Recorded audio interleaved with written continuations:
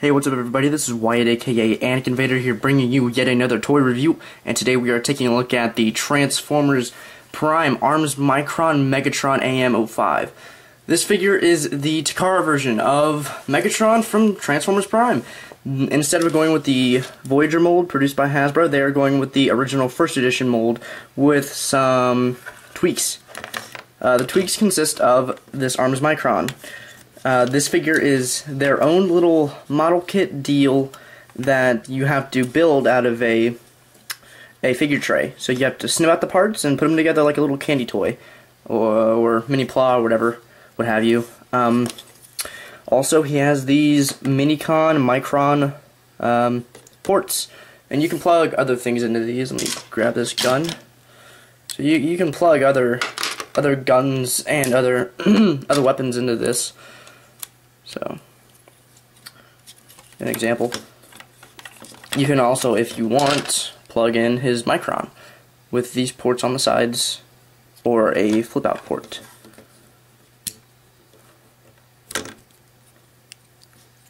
We're going to cover the Micron first. The Micron, his name is Gora, I believe Japanese for gorilla, or some sort of translation of gorilla, or hinting it. Very neat figure. Trying to not block all the light, but a very neat figure. He is in this really deep purple, and that's why it's hard to light. But he also has some sticker applications.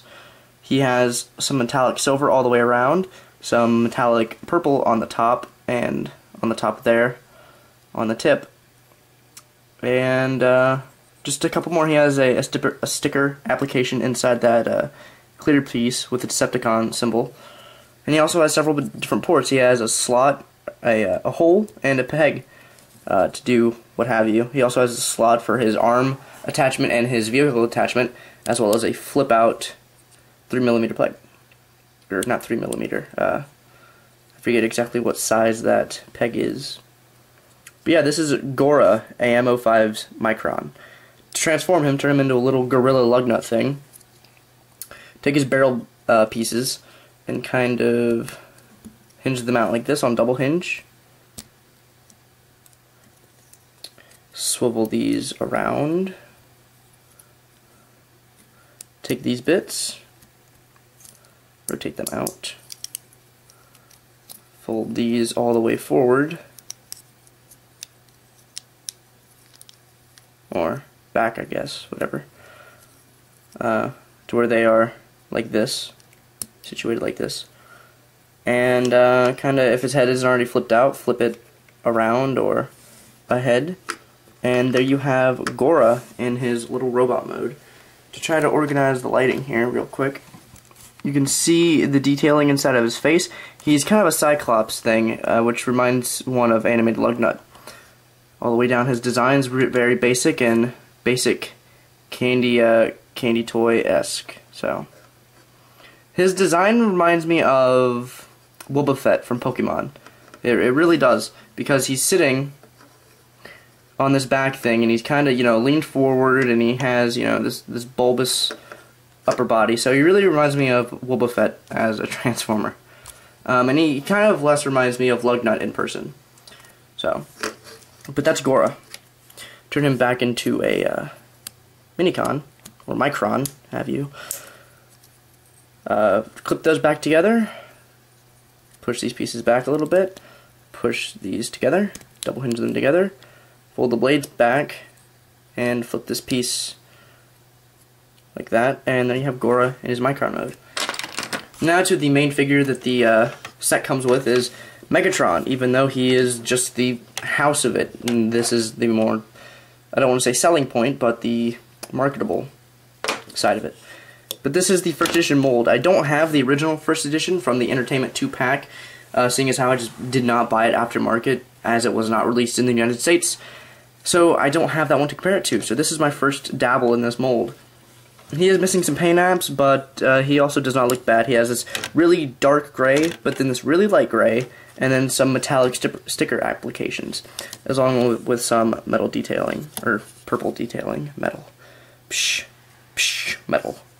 There's a Cybertronian jet mode. Gora attaches up top. very neatly. So pretty huge and pretty out of scale, but we'll get into that later. Oops. To transform Megatron, you're gonna start with these panels up here. You're gonna take this is top panel, hinge it around. But before you do that, actually fold this in, that tip. So fold this around, swivel it, and kind of clasp it all the way down onto this piece so it sits flush. Hinge it, rotate it, clasp it down safely. Flip forward his toesies like this. Now you can unhinge or unclip these from the back. Back under here, his whole crotch assembly, just kind of pull it forward and rotate his legs around. Then you're going to take this panel with the stickers, clip that up, and as you move these up, move this whole top section back, like this. Just like that. And you flip those up and push these up. These were on a double hinge inside of this, so kind of leave this up and back. Kind of just maneuver these inside of that. And then press this down. Come inside of the back, and you can flip out his arms. Just hinge them out. Then rotate the camera up, come up here, flip out his arms, or push them up or whatever on their hinges, clasp this whole section together. It doesn't really peg in, so it just kind of sits there.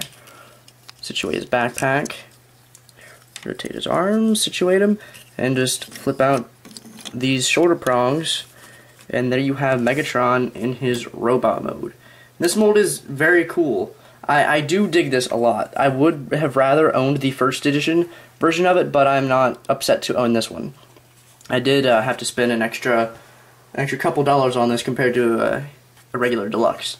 Zooming in, as you see, on this figure, instead of the RAD version, the Voyager Megatron did have purple eyes, but they had a bit more life to them.